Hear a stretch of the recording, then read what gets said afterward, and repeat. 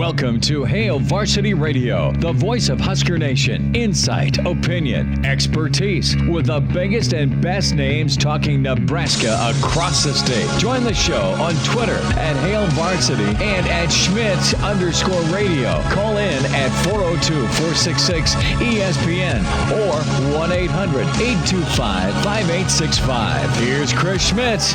Welcome to it. Let's get in on a Tuesday. It's Hail Varsity Radio, presented by the Nebraska Lottery. Chris Schmidt, Damon, Barr in today on a Tuesday. We are loaded up to talk a little football, some hoops, some volleyball, and some thoughts from Rick Kaczenski on the way. You can join us at 466-3776, 466-3776,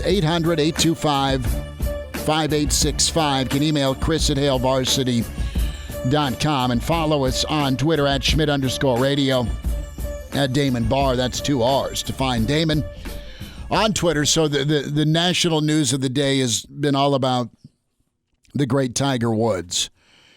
And here is the latest, just to reset if you've been away from social media or the radio or the TV. Tiger Woods involved in a serious car accident Tuesday morning about 7:12 a.m. L.A. time. And that required him to be extricated from the vehicle. That's the word from the Los Angeles County Sheriff's Department.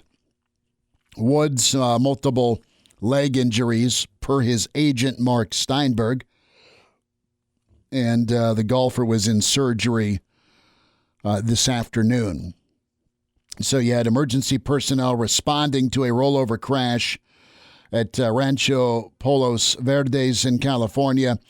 A police source said the initial report from the accident scene indicated the possibility of 2 broken legs and that the injuries are not thought to be life-threatening. So the single-car accident this morning in California, where Woods suffered multiple leg injuries. Per Steinberg's statement, he is currently in surgery. We thank you for your privacy and your support. According to the Sheriff's Department, the single vehicle rollover traffic collision occurred on the border of Rolling Hills Estates and Rancho Palos, and the vehicle sustained major damage. So some footage from Local 7 in Los Angeles, an ABC station, showed a crane actually lifting Tiger's vehicle out. And the latest update I have is that you have Woods, that he does not have life-threatening injuries with this crash. So you mentioned the multiple leg injuries with this single car rollover, and the back of his vehicle decimated. The sunroof not punctured. Both doors on Woods' vehicle intact, so jaws of life were not used. What L.A. Fire and L.A. City, county and city paramedics did do to get Tiger Woods out of his vehicle was they used a hook mechanism along with an axe to rip out the windshield, then secure Tiger on a board to extricate him. So, high levels of speed thought to be part of this rollover. And the topic here when it comes to potential injuries that were laid out by a medical analyst that was part of ABC's coverage, compound fractures, pelvis fracture, femur, tibia, all those types of injuries associated.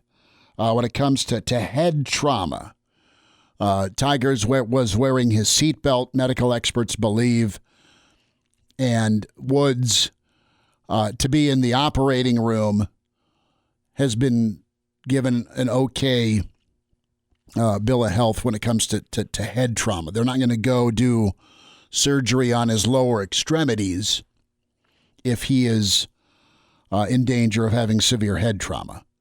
So Tiger, the latest report from LA Fox was, and there's so much right now on social media, A, they're not life-threatening injuries. B, per LA Fox, law enforcement sources tell LA Fox News there's nothing salacious about the Woods crash. No charges pending. He went off an embankment and rolled. It is currently just an investigation for a bad traffic accident as of right now. Severe injuries, but not life-threatening, multiple leg injuries. And just a day earlier, maybe you saw this on social media, Dwayne Wade and Tiger Woods playing golf. He had David Spade in the golf cart, and Tiger was shooting a documentary for Golf Digest. So one report also has Tiger was alert and able to speak to medical personnel that came upon the scene. So the concern is this for his health and safety and his family when you have an accident that horrific. His neighbors or the neighbors in the neighborhood where this accident happened did not hear anything. So usually something that looks that horrific, you hear screeching, you hear the crashing. The people that were interviewed didn't hear anything. And with these injuries, pelvis, femur, tibia, there's a lot of bleeding with lower extremity trauma. So the concern is blood clots. If it's an open wound, if it's a compound fracture, you have a situation where there could be an infection. Now, if Woods is in his vehicle till he's pulled out and there's an open wound, he's not out in the open air. He's not out in the dirt or wooded area where he rolled over.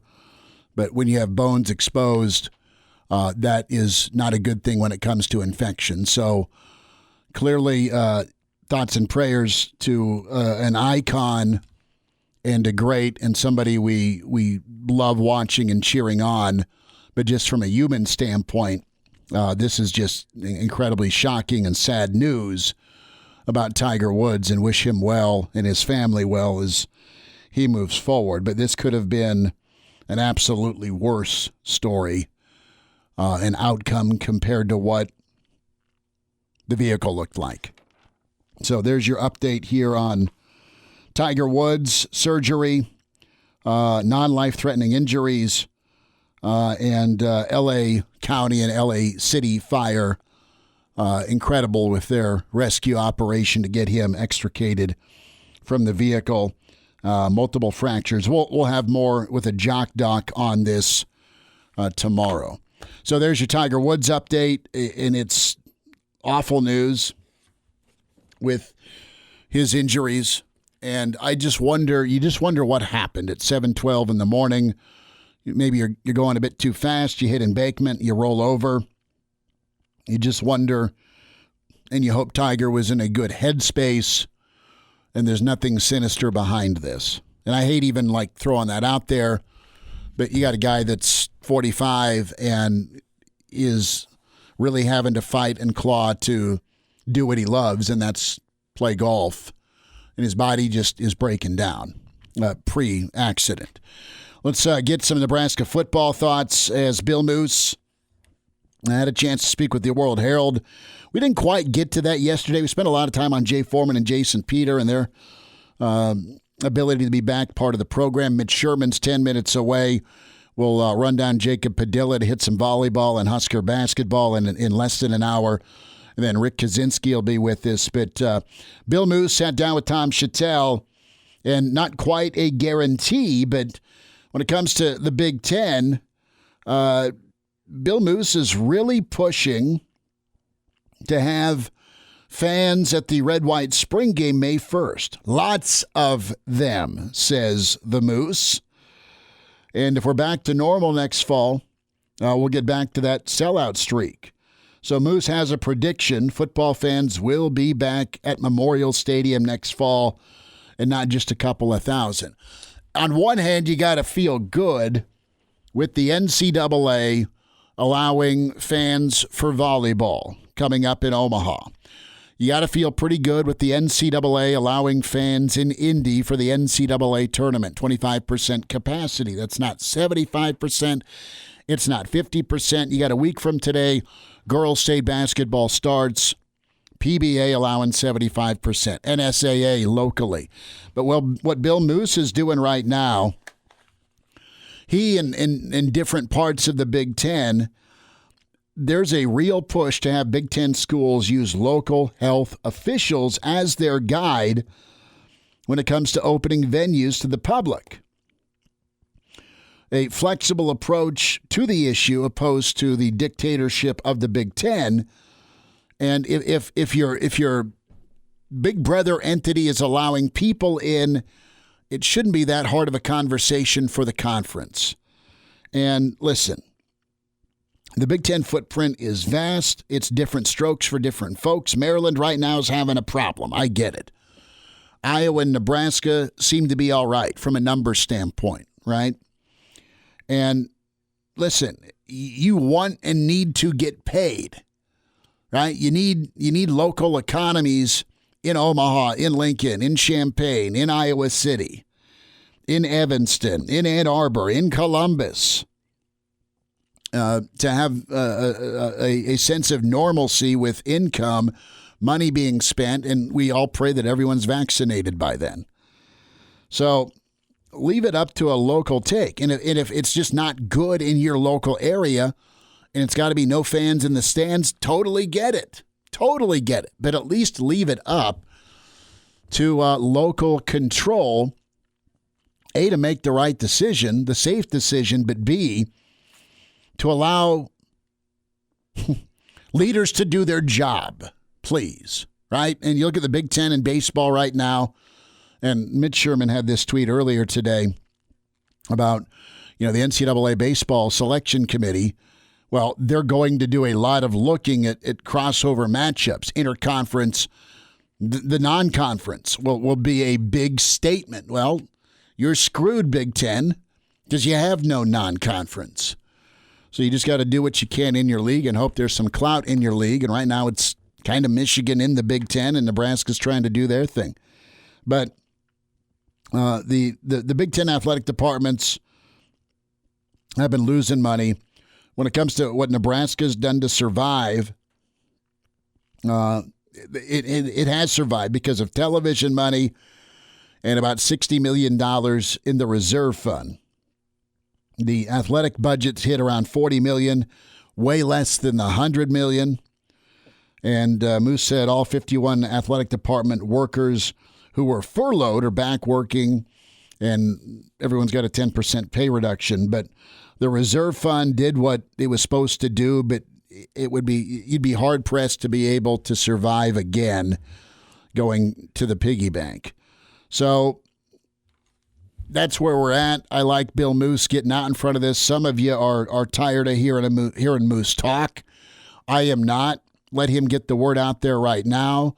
Let him plant that seed for more local control, and let him plant the seed for the ability to have fans in the stands. And a full Memorial Stadium against Buffalo would be awesome. A jam-packed Champaign Memorial Stadium in Illinois for Week 0 with the world of college football watching, that'd be incredible. And you can bet your dollar that Nebraska fans, if allowed, will travel to kick things off. So we'll see if Nebraska can get there. Some thoughts on Nebraska and the offense to get into.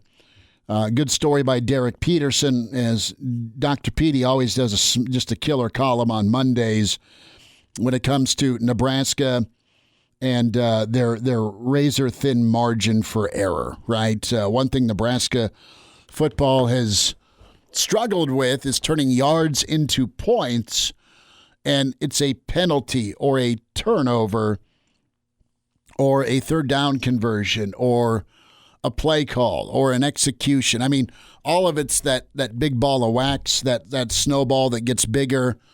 And Nebraska put up really nice yards against the Iowas. They put up really nice yards against the Northwesterns. They did well at times against the Ohio States, but you don't turn them into points. So you have that slim margin for error. And what makes up for mistakes is having guys go make plays, right? You can overcome, but you need an eraser or 2 or 4.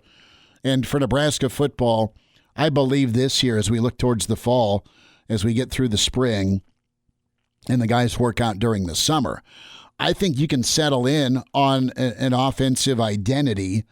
You can really feel good about your offensive line, and you can get some guys at the wide receiver position, Turay and Manning and Nixon, right? And Alante Brown and your tight end groups to find a way to get downfield and attack downfield, because I'm forgetting Betts. Slap me. Betts, yes, for sure. But those guys I've just listed off, you have more than one option and you have more than one choice to get deep. So maybe the offense and the passing game downfield looks a little bit more like 2018 when you had Stanley and JD. I always point to those two because they complemented one another so well. And that's what you've not had in the passing game to get downfield, is that complementary element. Well, guys need to be able to do it on the field. But you get a workout horse running back in Step and some other candidates. You got that receiver room ready to go. Could see way better things offensively. Mitch Sherman's on the way. It's Hail Varsity. We're presented by the Nebraska Lottery. Stop in store for details. Plus taxes and fees for some plans. Virtual Express MasterCard within 8 weeks of receipt of valid submission. Complete port within 60 days. See T-Mobile.com for 5G devices, coverage, and plan details.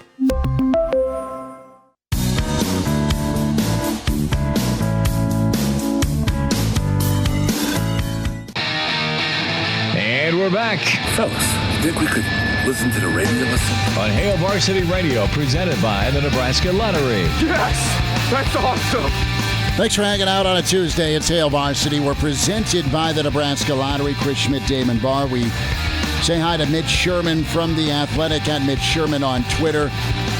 So, Mitch, a lot to cover today.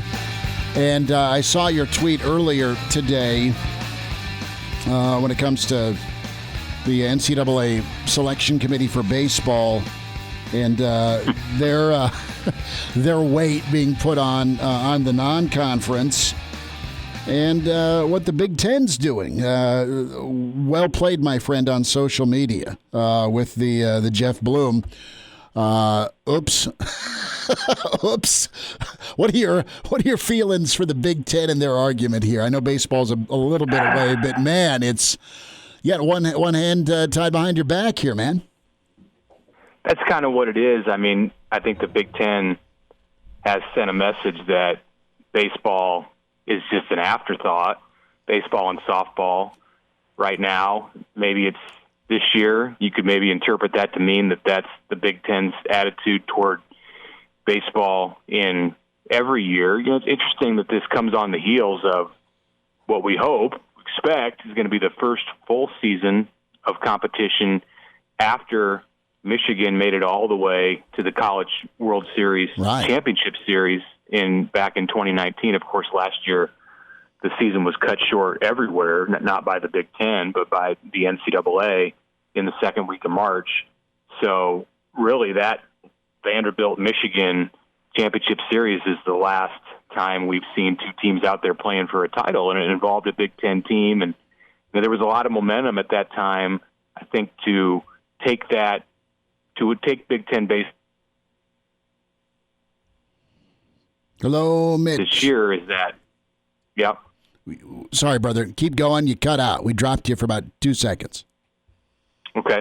Well, to continue that, I think the message that the Big Ten has sent here this year is that, you know, it's not a major source of revenue, and it's not at the top of the league's priority list, or there would have been a way determined, they would have found a way to have put the sport on a bigger stage this spring. Well, it's happening in the Big 12 and in the SEC, as we saw this last weekend with the big tournament between members of those two conferences. The Big Ten is plodding along toward its conference-only schedule. Fortunately, there is some kind of an investment early in the season, and the league is allowing teams to go south, play games against conference competition, which is just an odd thing to do. Better that than nothing, but I don't really see the logic in removing all elements of non-conference play. Certainly Nebraska could play games against Creighton, UNO, Kansas State, sure, and not have any additional degree of safety issue than what you have with a series against Purdue or a series against Rutgers or a series in Texas against Big Ten competition. Mitch Sherman's with us from The Athletic, Hail Varsity Radio, at Mitch Sherman on Twitter.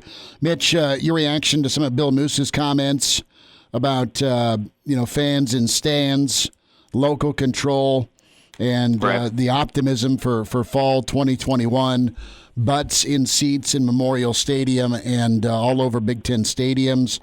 Is that wishful thinking, or do you think it can be more of a reality based on what you see at the NCAA do with volleyball and with NCAA basketball? Yeah, I wish I knew. I wish I knew the direction that everything was going to go. We get curveballs continuously dealt to us over the last year. I think it's reality. I hope it's reality. It looks like it from trends that we see, from news that we hear. But, sitting here a year ago, or, let's take it back 11 months at the end of March, I think we all hoped that there would be butts and seats in a normal college football season in the fall of 2020, and we saw how that went. Now, I have no reason to believe that we're headed back toward a similar trajectory to what a year ago brought. Certainly, it seems like we're through the worst of, a lot of these issues that are going to keep sports disrupted. But, there's no doubt going to be more unexpected developments. And this has been the track that Bill Moose has wanted to go on from, many months ago. And I've talked to him about his desire to have fans at Memorial Stadium. He wanted to have fans at Memorial Stadium in 2020 in much the same way that schools in the SEC and the ACC and the Big 12 did in limited capacities in football stadiums last season. So, of course he's going to aim for that. We'll see what the verdict is from the Big Ten as we get further into this year. I certainly think that, we're going to be in a position with vaccination efforts to have a lot of fans, if not full attendance in the fall at college football games. But, I would have thought that that last fall was going to look a lot different than it did at the middle and end of March in 2020. Everything that we've heard recently with plans to put fans in seats during these championships in the spring and on into the early summer is positive and good steps toward even bigger, larger attendance in the fall. So sounds like 25% at the NCAA volleyball tournament in Omaha in April. We already knew 25% at the NCAA basketball tournament in Indianapolis in March. No word yet on the College World Series, but it's outside. It's in June. I would think 50%, maybe even closer to 75 or 100% at TD Ameritrade Park in June. That's what you're, that's what I'm hoping and expecting, that it'll continue to increase. But we'll see. We'll see how things progress. Mitch, let's talk Luke McCaffrey and Louisville. Do you think was Louisville on your radar? Is my question. Not before Monday morning. Heard about it on Monday morning and did a little bit of research into Malik Cunningham, the Cards returning starter situation. Somewhat similar on the surface to what the quarterback position is like at Nebraska, with an entrenched starter, an experienced guy who's had some issues with turnovers. There's some grumbling among the fan base. It was a 4-7 team. Louisville was last season under Scott Satterfield. So McCaffrey's walking into a spot with an established guy, and then a couple of young quarterbacks, much like Nebraska has with Logan Smothers and Heinrich Harburg. I don't necessarily think that McCaffrey's decision to transfer from Nebraska had all that much to do with the competition that he would have faced or was facing in going against Adrian Martinez. So it wouldn't seem that a competition with Cunningham in 2021 would necessarily scare him away from going to Louisville. It's about finding the right fit, finding an offense where he feels like he can be featured finding a coaching staff and a system where his progress can go in a certain direction and stay on that path. That to me was the biggest issue with McCaffrey over the last few months, is that there were too many changes in the direction that his progress was going. It went from, as we've discussed multiple times in this spot, it went from one role against Ohio State to another role against Northwestern to another one against Penn State and Illinois, another one against Iowa, and he never settled into something that was consistent for him in the 2020 season. And it's hard when you go through that and play that schedule to have a lot of confidence that next year is going to be any different. So I think that's what sent him looking for greener pastures, and we'll see if he's found it in the ACC. Yeah, consistency is something we all want. And before we let you go, Mitch Sherman's with us from The Athletic. About 3 minutes here, Mitch. Your take here on Jay Foreman and Jason Peter, as they are now part of the staff as volunteer members of the program, and what's your takeaway? Well, they're both positive influences and good guys to have around for sure. Nebraska certainly doesn't want to. You can't just take Jay Foreman and Jason Peter and turn this team into 1997 Nebraska. I think everybody understands that, and I think they understand that. I think they understand that they're from a different era, and that was almost 25 years ago now when those guys won championships. But there is a way to use the experience that they have and the attitudes, even more so, that they bring, and the wisdom that those two guys have, the knowledge of certain elements of the Nebraska program that are timeless, that they can contribute, that they can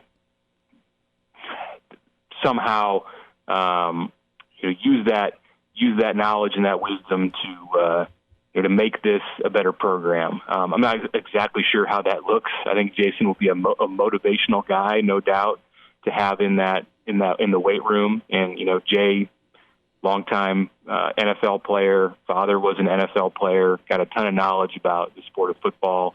I know Jay coaches himself, younger players for sure, but I think he definitely understands how to relate to kids today. So he'll be a benefit to Nebraska and the defensive coaching staff, and I think in that player development role that he's going to fit into, he's somebody for sure who can lend his experience. He's a guy who came from out of state, as is Jason.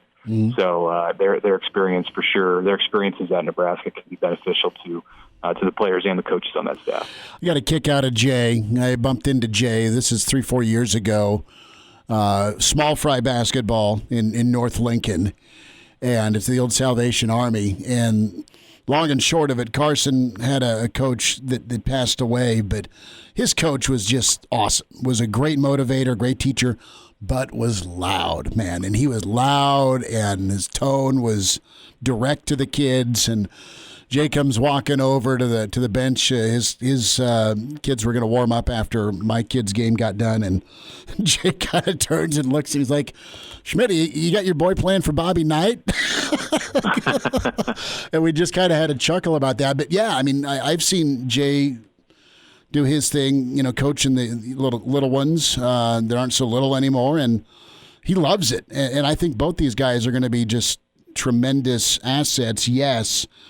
But I think they're going to come about it from a being able to relate standpoint versus a back in my day take. I think that's the approach. Yeah, I agree. And I ran into Jay a couple of weeks ago on the basketball court, and he has a presence about him for sure.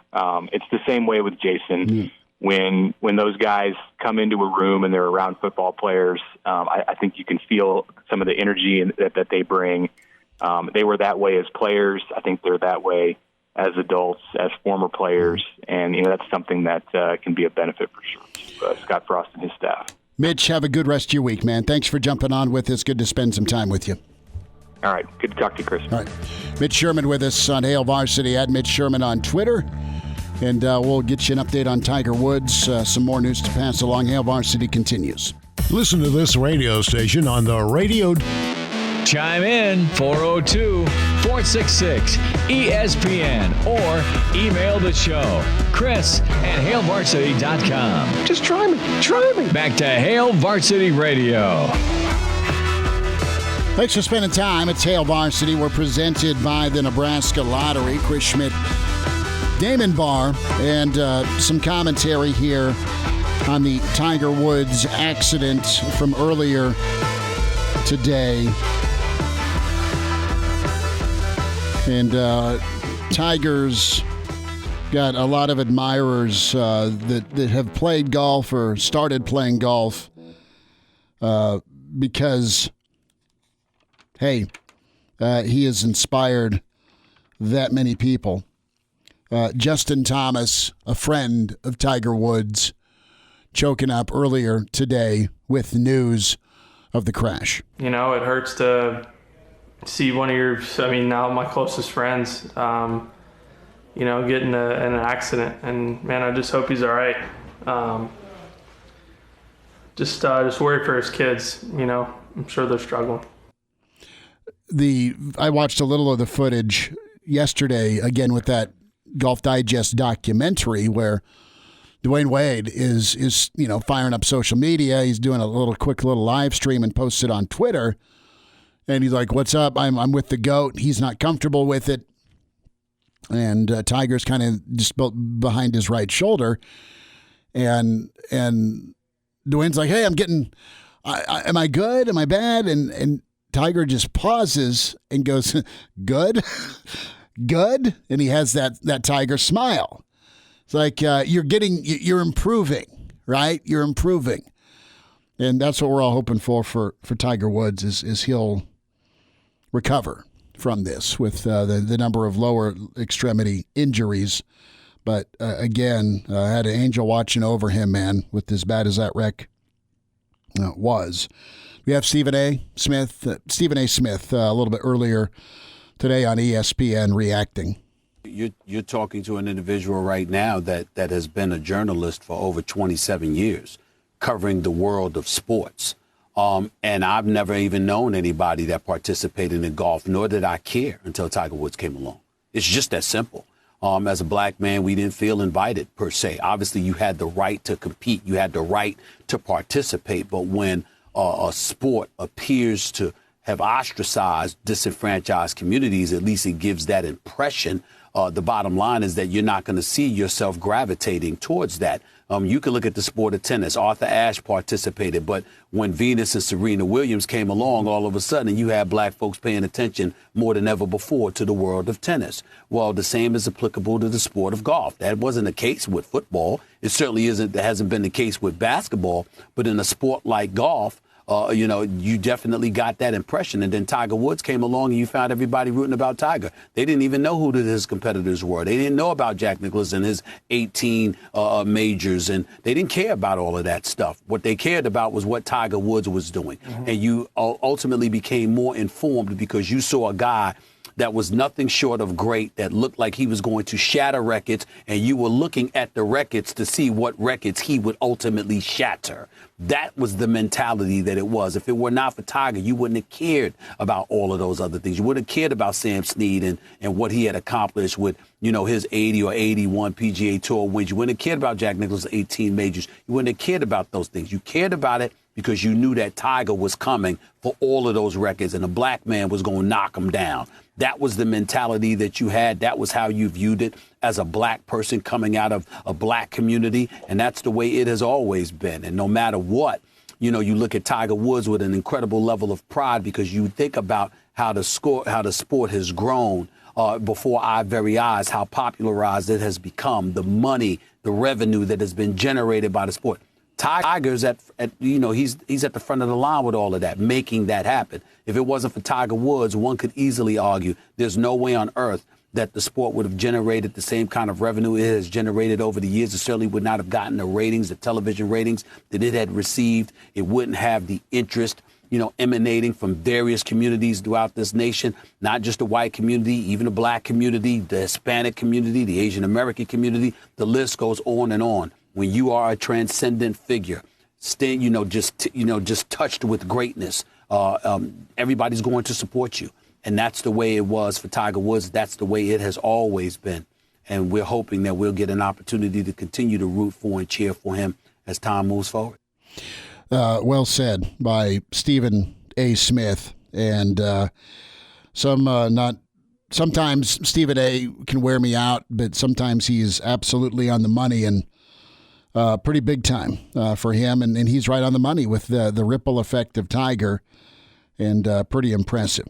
466-3776, 466-3776, 800-825-5865. Something really cool today, and that is one of Nebraska's own, a McDonald's high school All-American.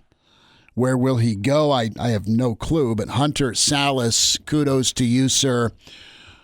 For your incredible career at Millard North and being a five-star prospect, creating buzz and excitement. Every time we've had a chance to call a game you've done either in the state championships or just a couple of times you've come to Lincoln when we've done local coverage. Of course, the show Millard North put on with some wow wins out in Grand Island and in Hastings not long ago, a couple weekends ago, for that tournament that is pretty legendary when you get Sunrise Academy and Oak Hill Academy participating against Bell West and Millard North. We'll talk to Jacob Padilla coming up here in a bit, but what it means to have a guy out of the Metro, Hunter Salas, a McDonald's All-American, that's pretty impressive. Now, a guy that is phenomenal basketball player is Chucky Hepburn. He was, I'm sure, a candidate as well. Hunter gets it as a five-star, and Hunter's been incredible all season long. We'll have girls coverage tonight of some district action. Motzi and Willie J and his mullet will be calling some action tonight. So pretty awesome about Hunter Salas.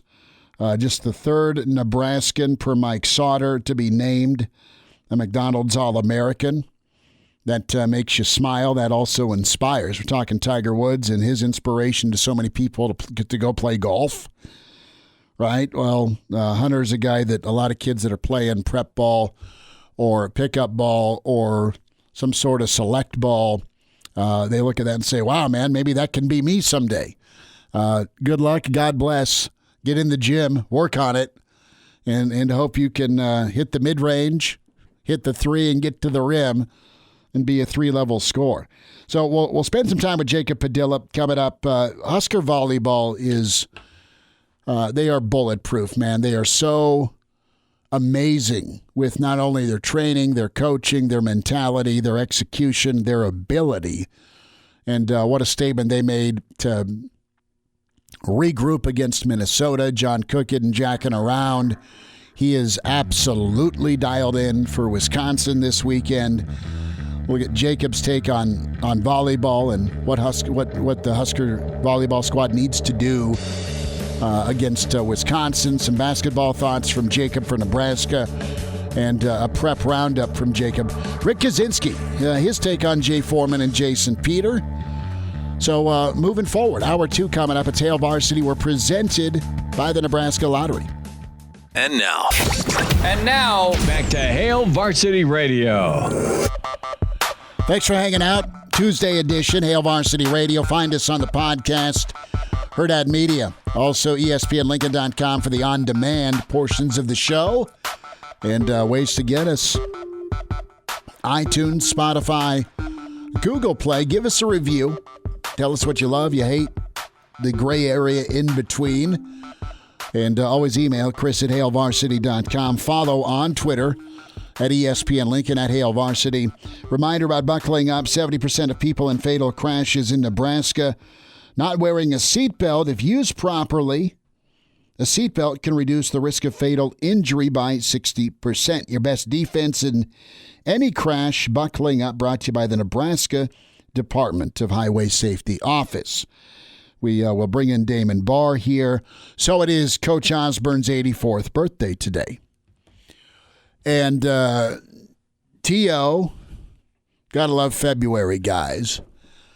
And interested, I don't know. I should ask Babbers about this, and Babbers may not know. But what's T.O. doing? Is he doing an ice cream cake tonight? Is he a German chocolate fan? Is he like a cola cake guy? Does he want some apple crisp, some cherry crisp, some peach cobbler? Is he just a vanilla ice cream dude? Is he a sundae, banana split? My wife got me, and I think she got it for her, but it was for me, God, what was it, man? It was a salted caramel bundt cake.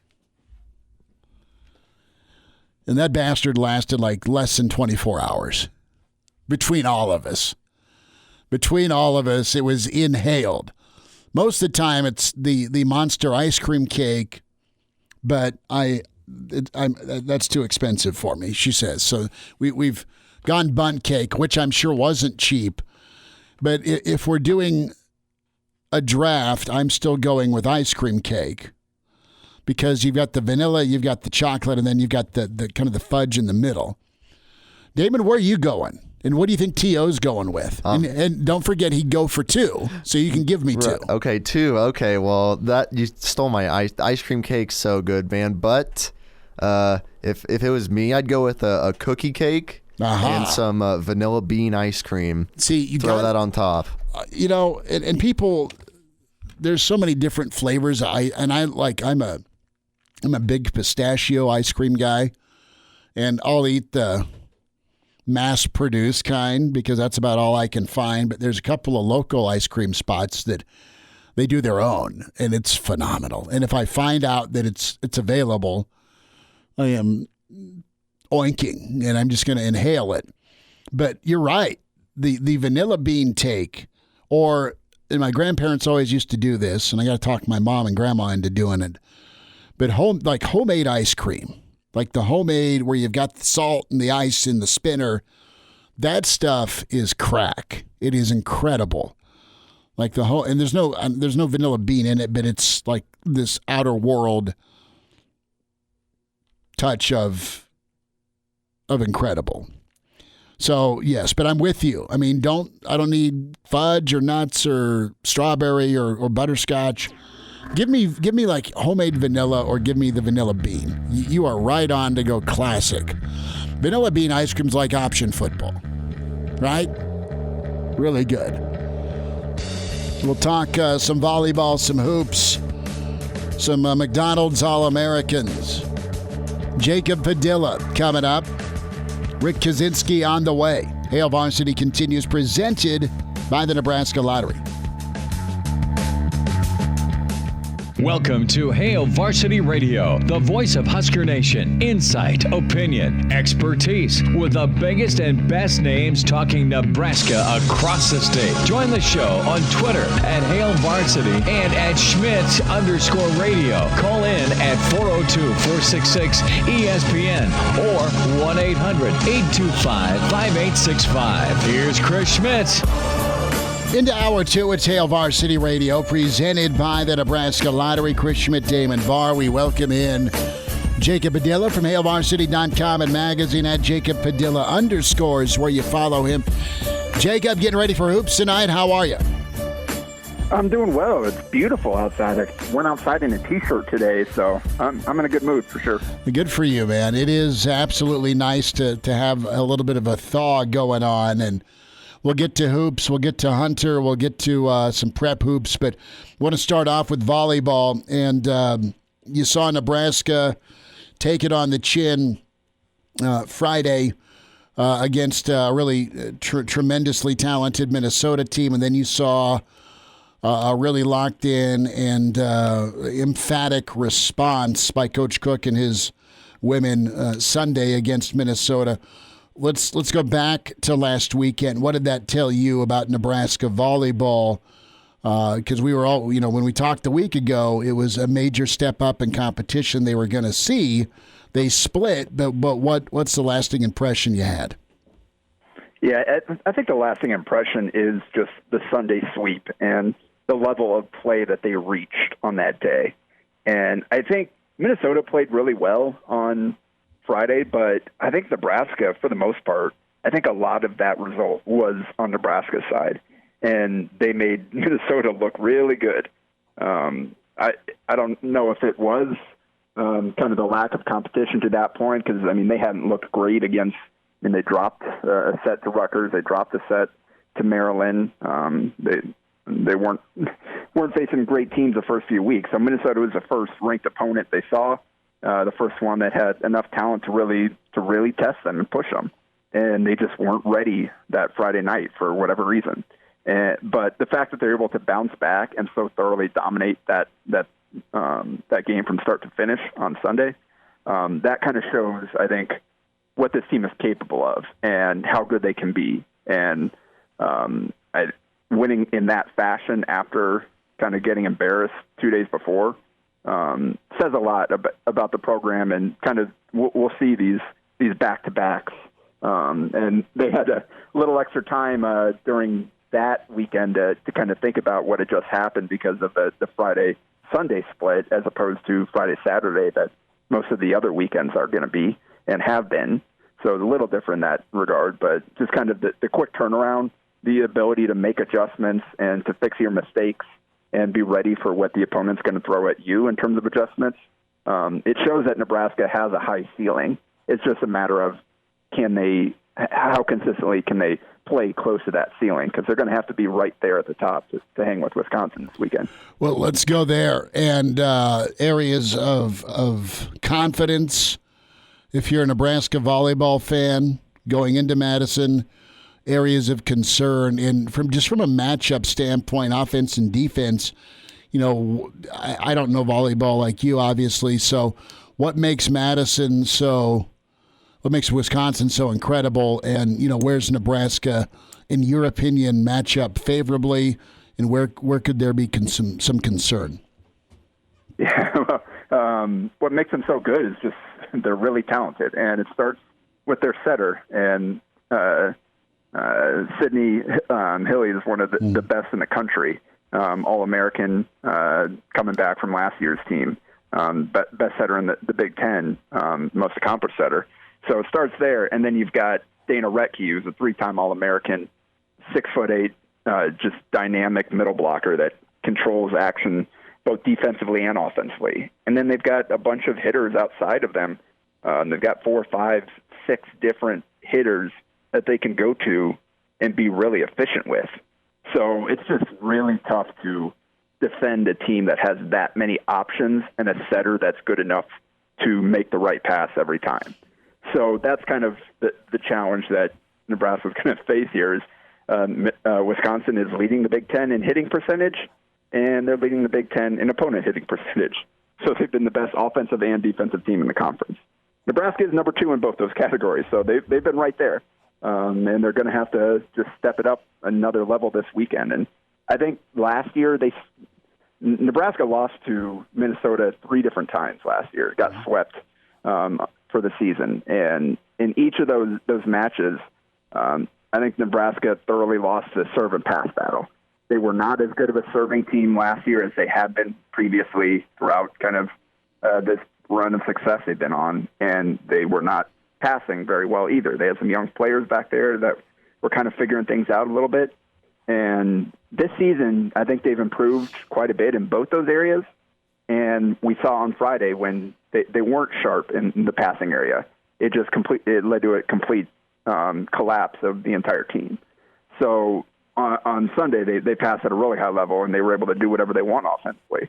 So it's going to come down to that serve and pass game. It always does. Like you hear John Cook say this every single week, serve and pass game. And there's a reason for that.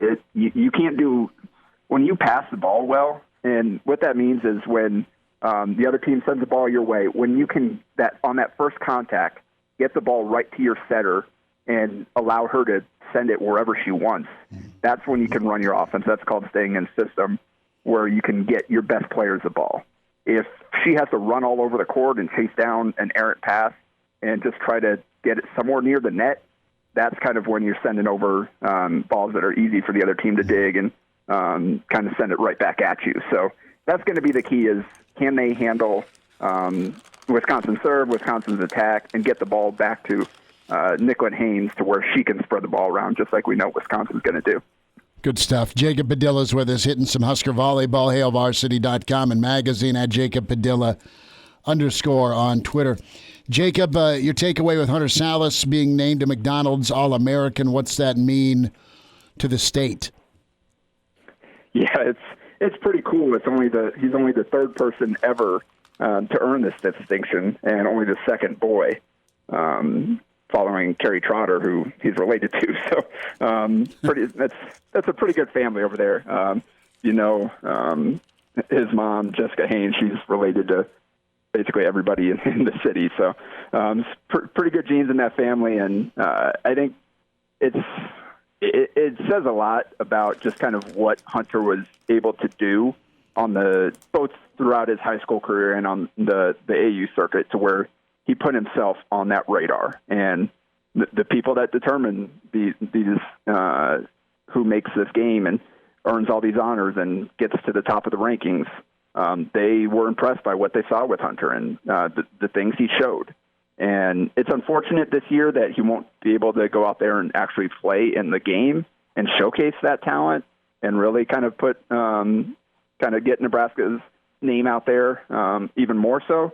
But they're still going to honor him and all the other nominees of both the boys and the girls side.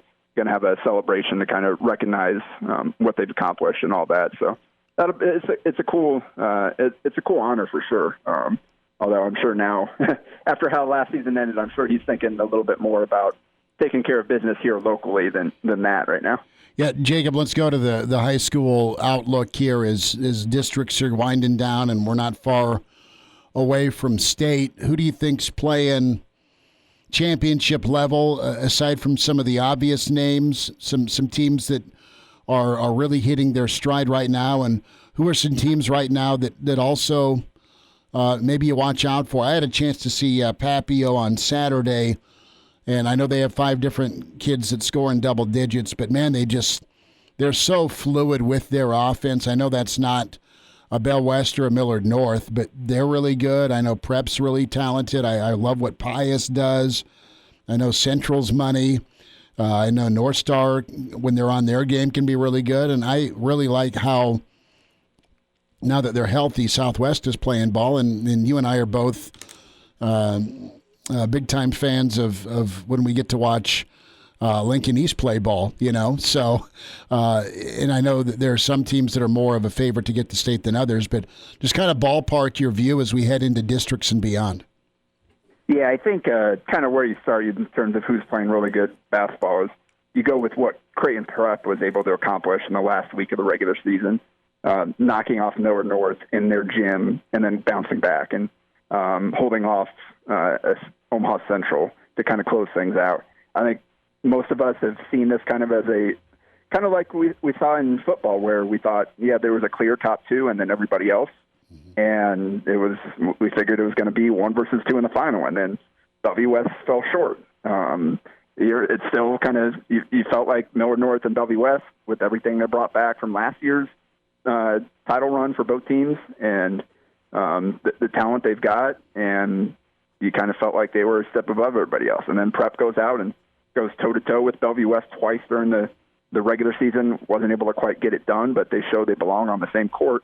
And then they go to Millard North and win that game. So they've got the belief right now that they're good enough to go toe-to-toe with either one of those teams in a semifinal and come out on top. So I think that's kind of the most noteworthy thing at the end of the season here. I think there are a chance to be some very interesting districts here with, you mentioned East and Southeast going head-to-head, and then the winner most likely getting Pius. We've seen all those games, and East, heck, they almost beat Pius without Carter Glenn, and then they did beat him when he was out there on the court. And Southeast has gotten a couple of cracks at Pius and hasn't gotten a chance to get it done, but it's hard to beat a team with some talent 3 times in a row. So I think that's one in particular I'm looking at. And then you mentioned Lincoln Southwest kind of getting healthier now with that tough backcourt, with that trio of Jared Bohr, Ryland Smith, and Ben Hunziker going up against Papio South with some really good wings. Daniel Brocail is playing at a high level, and Graham Cassutt shot the ball really well last week. So they've been a little bit different since Daenerys Dempsey's kind of been out of the lineup. Changed that team a little bit, and they're still trying to figure things out. So that could be another fun kind of first-round district matchup. And then the winner there gets the winner of Omaha Central and Omaha Burke. And Central, they've been a little up and down this year. They're definitely top 5 team. They've kind of shown they've got the athleticism and the talent, but they've also had some slip-ups against some lesser teams. So I think those are probably two of the more interesting districts as we head into the postseason here. Jacob, you're on your way down to PBA, Nebraska, Penn State, round 2 for Husker Hoops. They again start a stretch, 4 games, 8 days. What's the sense you get from this team? And they could have had more than one win last week.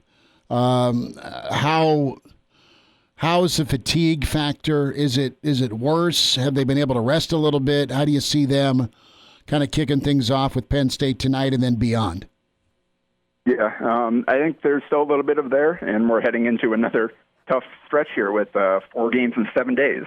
But with what we saw from the bench and the minutes the bench played, the starters didn't quite get as much run as they had been previously. So hopefully that'll give them a chance to kind of get recharged coming back into this. And if you can get good contributions from both some of the starters and the bench, then you become a lot more dangerous team. And we've seen them beat Penn State once already, and to get another chance here in their own gym to kind of come out and show that they're ready for some of the adjustments that Penn State made late in that game that they're likely to throw out again, because that was one of Nebraska's better performances to start that game. And then they threw some zones, some press action at them, and kind of disrupted everything that Nebraska was doing and turned it into a thriller at the end. So I think this is a big game for Nebraska heading into this stretch. It's a team that you can beat, and the rest of the week you're going to Illinois, which you played right with them last time, but you weren't able to get that done. And those guys are going to come looking to take care of business because they've got some big postseason goals on their mind, so they can't afford any slip-ups at this point. So it's the schedule's going to get tough here. You got Rutgers and Iowa next week before you close out the season against Northwestern, another team that's struggling just like Nebraska is, that could potentially be a winnable game there. So you've got a kind of mix of some really good teams you're playing and some beatable teams. So starting off this stretch with a win over Penn State, I think, would be huge for the team's psyche. Jacob Padilla is with us, HailVarsity.com and magazine. Jacob, about 30 seconds. Did you get a chance to catch much of the Michigan-Ohio State game after Nebraska volleyball? If so, I was wowed because of not only the pace and scoring, but also big guys were getting the ball thrown to them in the post. I mean, it was kind of throwback basketball versus a lot of three-point launching. But did those two teams leave any doubt or just kind of solidify that the Big Ten's really got an opportunity for 2 1 seeds? Yeah, that was a really high level of basketball on Saturday, and it was a showcase for the game and the conference. Yeah, everybody that pays attention to the game, I think, was watching that game and tweeting about how good it was. And it went right down to the end there, and Michigan was able to get it done. And Juwan Howard's done an absolutely tremendous job with that team this year, especially with kind of the pauses they've gone through and everything. So, yeah, I mean, Big Ten's looking pretty good here with these two. You got Illinois kind of playing really well again. You got a chance, three or four, kind of in those top few seed lines there. So I think the Big Ten's in a really good spot here as we inch towards the postseason. Jacob, safe travels, and thanks for your time today. Great to get caught up and talk some volleyball and hoops. You take care. Yep, talk to you guys soon. All right, Jacob Padilla. Find him on Twitter at Jacob Padilla _ Great thoughts on the prep scene as well. We'll dive into some football next with Coach Rick Kaczenski. He's in his 30s, but sounds like he was born with a stogie in one hand and a brew in the other. Now, say my name. It's Schmidt on Hail Varsity Radio. I got the body of a taut preteen Swedish boy. Back into it at Tail Varsity Radio, presented by the Nebraska Lottery. Welcome in defensive line coach Rick Kaczenski back with us. Kaz, we've got some of that Palmetto State weather, well, kind of, going on. The sun's shining, the thaw is happening. How you doing, man? I can't complain, man. Balmy 68 here today, brother. You got us by 10, bro. Yeah, we'll take it. It's all relative. It's all when it's 50 here, it feels like 30 to me now. I've gotten a little soft since my Midwestern day. I get you. So a guy that you had a chance to work for, the entire state celebrates Coach Tom Osborne blowing out the birthday candles today, 84 years young, and I'd bump into him at the workout facility over by my place, and I wanted nothing to do with matching what he was throwing up on the curls and the bench. I just kept on and nodded. 84 years young. Is there a favorite remembrance or story you have of Coach Osborne at your time at Nebraska? Yeah, I think there's one, in particular. It was my first spring there, and, I was getting after those guys like I always did on the field. You saw me coach, and I always asked my players to match the same intensity I had. I always thought that's a fair way if I'm going to ask a lot of them that they expect a lot of me too. And Coach Osborne came over to me, during practice and said, he didn't say what coach, but he told me, he said, you reminded me of a guy I used to have on my staff. And then he kind of paused for about 10 seconds. He said he was a great coach. He was a great coach. And I said, man, it really made me feel good. And then I think, we were watching film in the fall. And kind of the same thing, he would always just come down, win or loss. He'd always roam the halls on Sunday and, talk to everybody. Just made you feel good, made you feel supported, made you feel like, hey, everybody was rowing the boat in the same direction. And just in general, I remember Coach Osborne coming all the way down the hall, just saying hello to everybody. And mine was the last office, and he came by me and he said, hey, Coach, guys look good. I said, Coach, I appreciate that. It means a lot. He said, hey, do me a favor, catch him doing something good every once in a while, though, will you? I said, gotcha, Coach.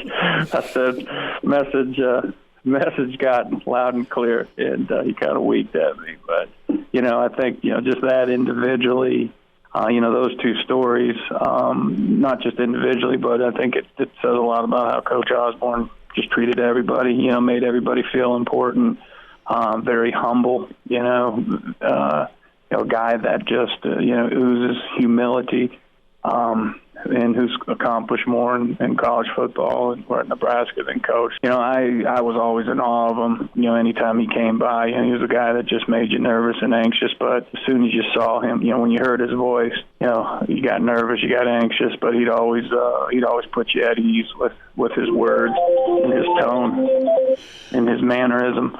And it was great for me to be in that building and be on those sidelines that Coach Osborne roamed. So happy birthday, Coach. As we say in Polish, sto lat.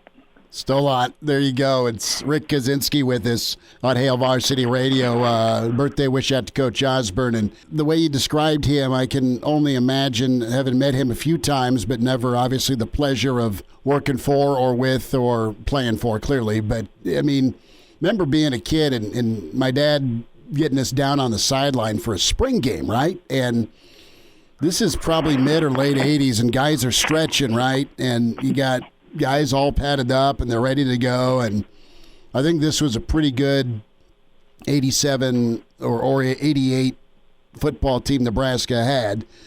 And everyone's stretching, and every guy on that field, T.O.'d walk up to, give him either a shoulder pad slap or, kind of give him a little, 5/ little handshake deal. And the grin on the guys per guy. I remember that to this day as a kid, just seeing everyone's reaction to him, and the way you kind of put it from a coaching standpoint, where he's just there checking in, man, because he cares.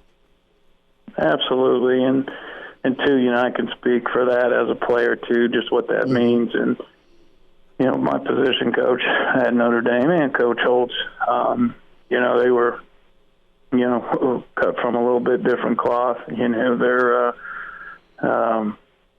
different generation. And, just you're always constantly trying to get both of those guys' approval. And, it was the same thing. They beat you up early in the week. Monday you couldn't beat, Pius 10 or St. Joe's. And, by Tuesday, they'd only beat you by a touchdown. Wednesday you could maybe beat an NAIA school, but by Friday and Saturday morning, man, you felt like you could beat the Cowboys. And it's just amazing with legends like that, and just with their words and just a little token and sentiment of a head slap or an acknowledgement, just how much confidence that gave you. And I didn't have the privilege of playing for Coach Osborne, but I had the privilege of playing for Joe Moore and Coach Holtz. And I can tell you, man, it's just amazing. It was like somebody putting a shot in your arm, and you just that approval and that, okay, I'm ready. If this guy believes in me, I must be prepared in doing something right. Coach Kaz with us on Hail Varsity Radio. Coach, I want to get your take here on in-state recruiting in Nebraska when you were here, and take me back to in-state recruiting as well at Iowa. And both programs you were at had to recruit nationally on top of the local prospects. You have a high number of kids, and the state, quite frankly, being infiltrated with some names, Ohio State's, LSU's, and that's happened before. It'll happen again, but it's happening more and more now just because of technology and training, and it's just it's something that's not common for a lot of Nebraska fans to see, let alone have kids go elsewhere. And kind of interested how you guys approach that with your coaching stops, with retaining in-state talent, even though it's never been as easy as it's always looked to get in-state kids to commit.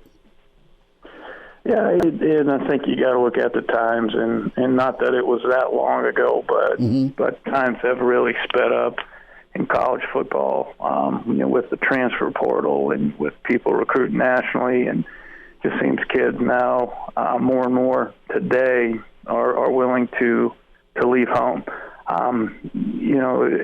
Kids today, I was thinking about it, and I know we'll get to.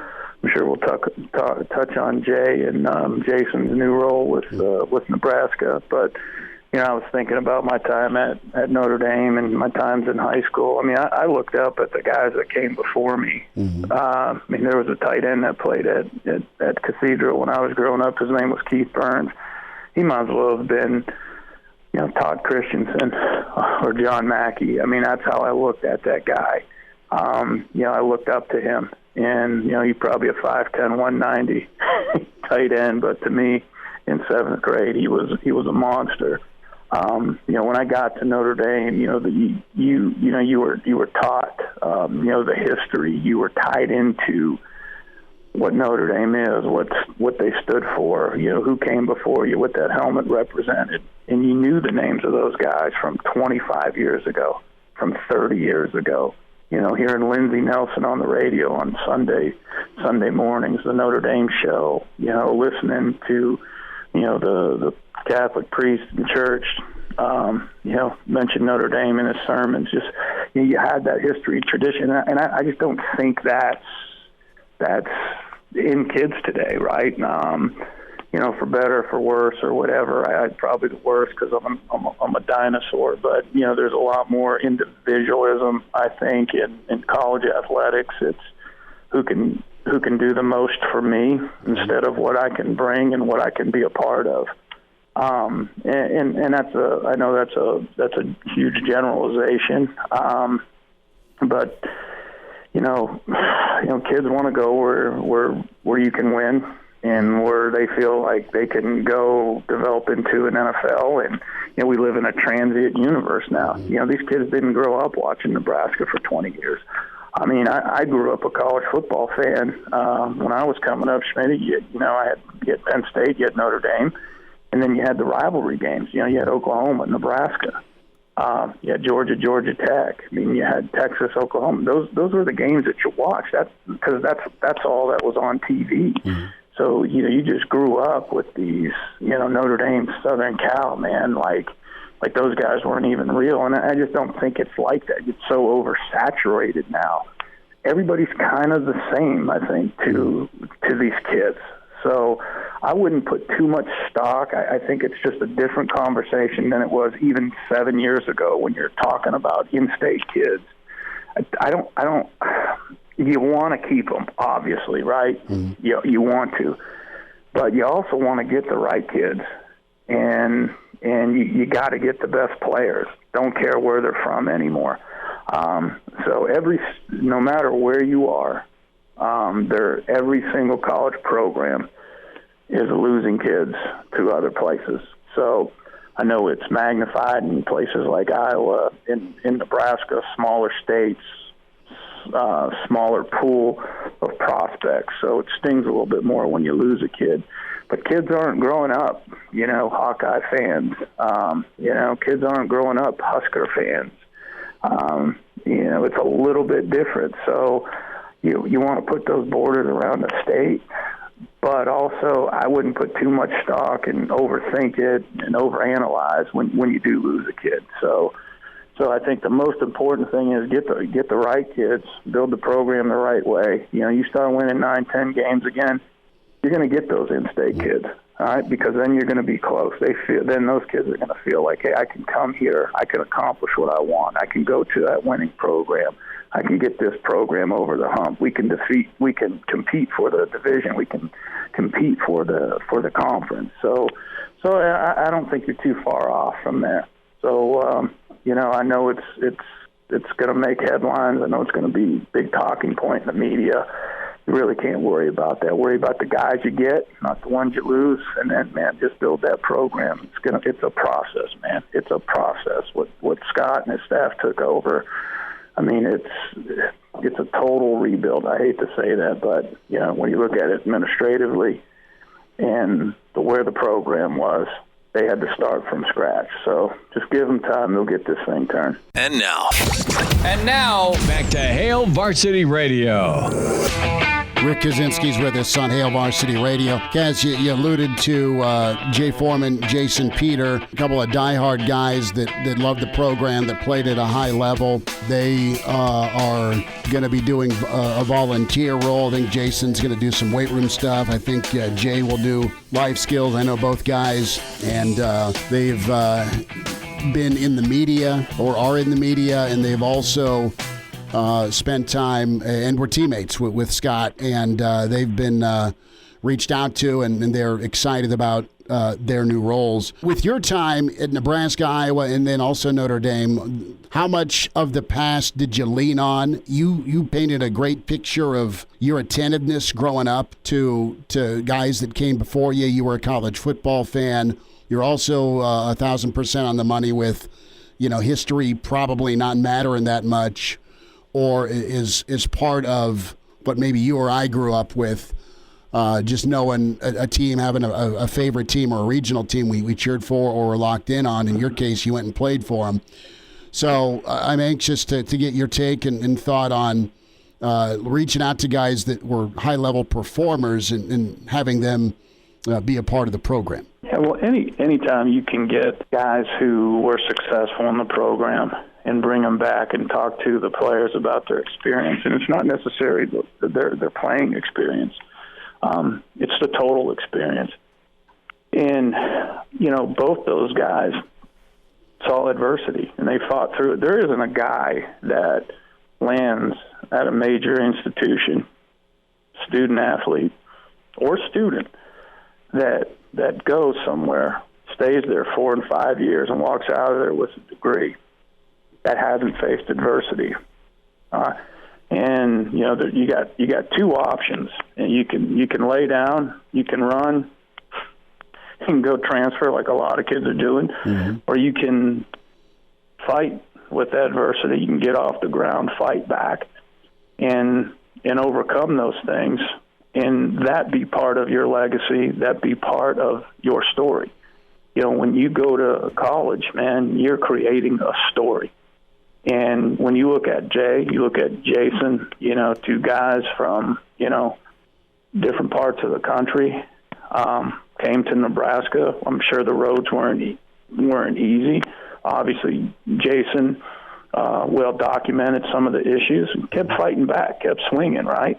You know, I heard Jay talk before about he was 7th on the depth chart as a freshman, you know, and his goal was to, you know, beat those other 6 guys out and become the guy, and that happened. Now, the story is what he had to do to beat those other 6 guys out.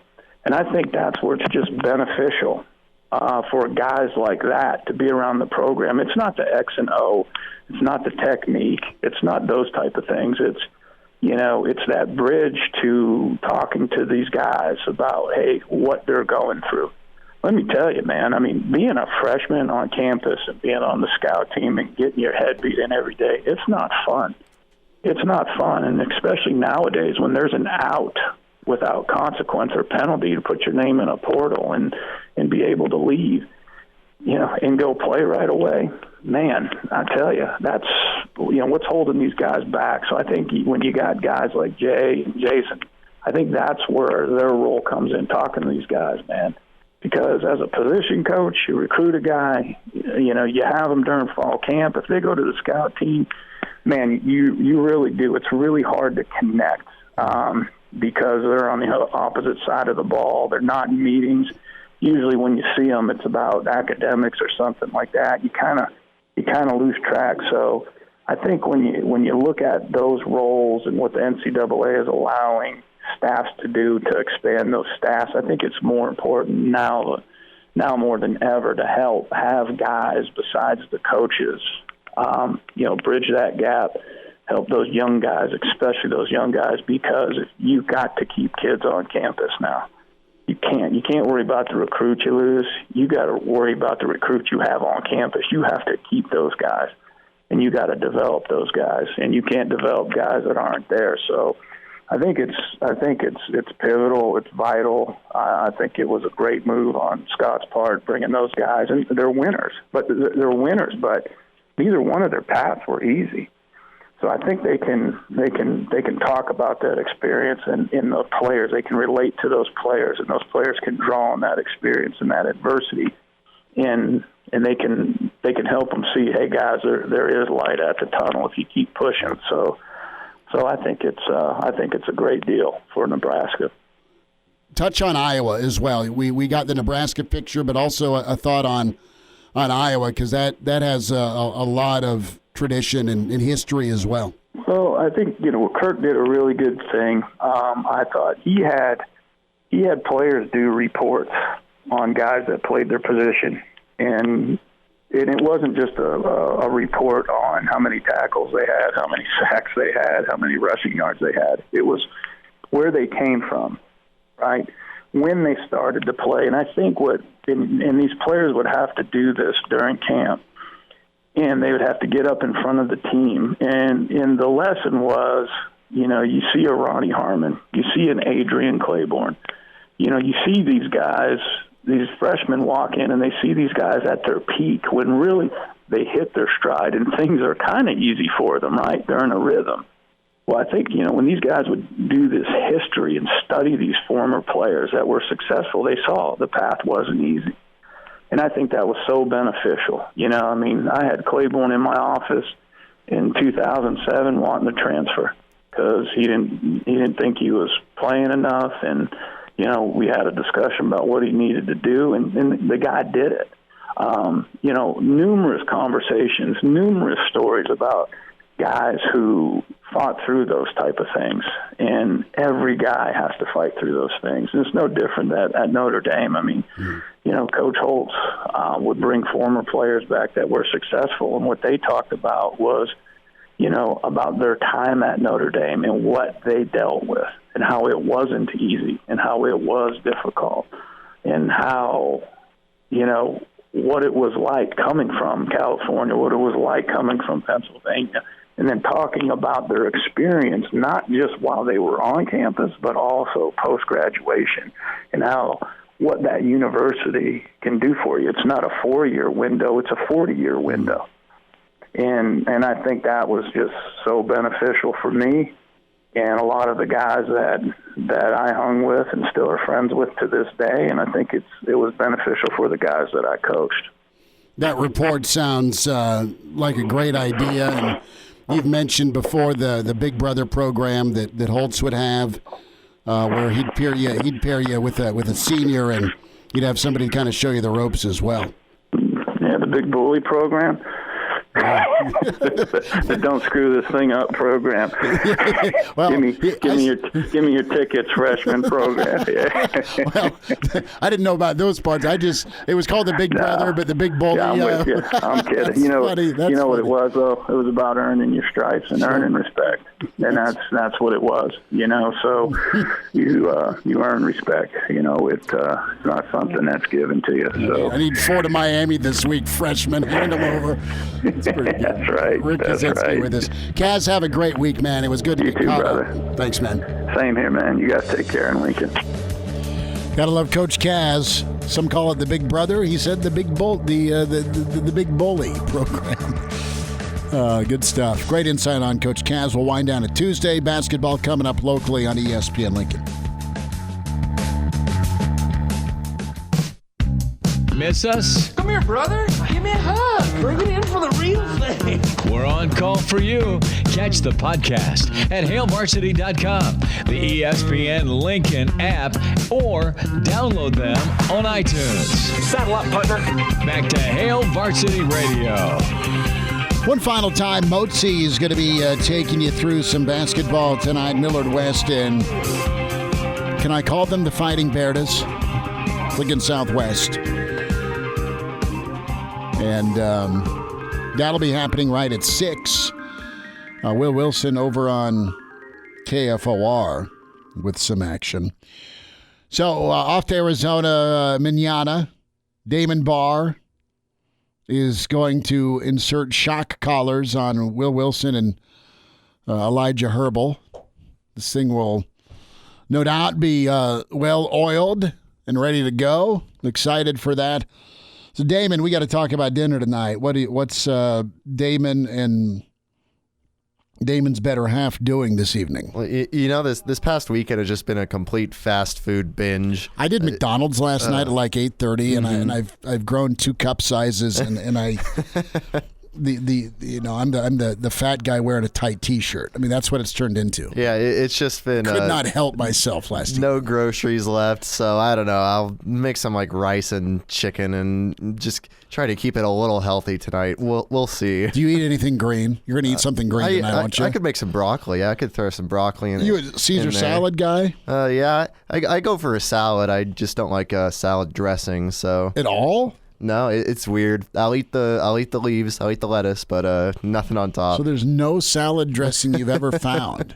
Don't like ranch. Don't like Italian. It's I don't know. It's weird. Maybe I need to get you some honey mustard or some get you some Asian sesame or something.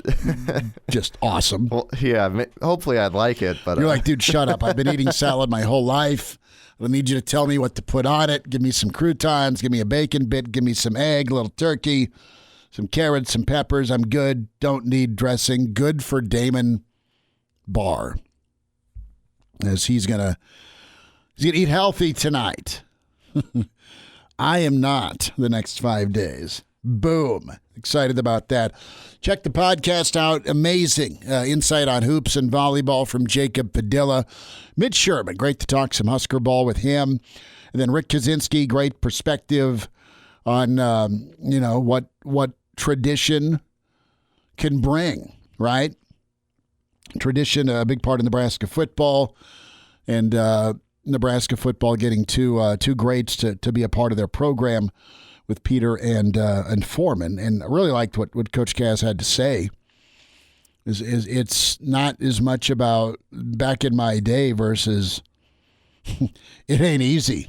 And I know what you're doing and feeling, and here's how you get through it. Oh, and by the way, we won a lot, and here's how we kind of navigated that. So I think it'll be cool. I will. I don't know if I'm going to check in at all till Sunday night, but I'll be back Monday. Many thanks to Elijah Herbal, Damon Barr, Will Wilson for what they're going to do. And that's Rock Hale Varsity Radio, Cranac on Saturday, of course.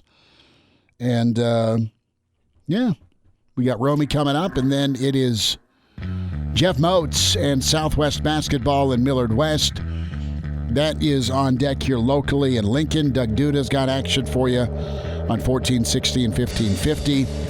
And probably some action on Newstalk 900 in Columbus. Enjoy. Take care.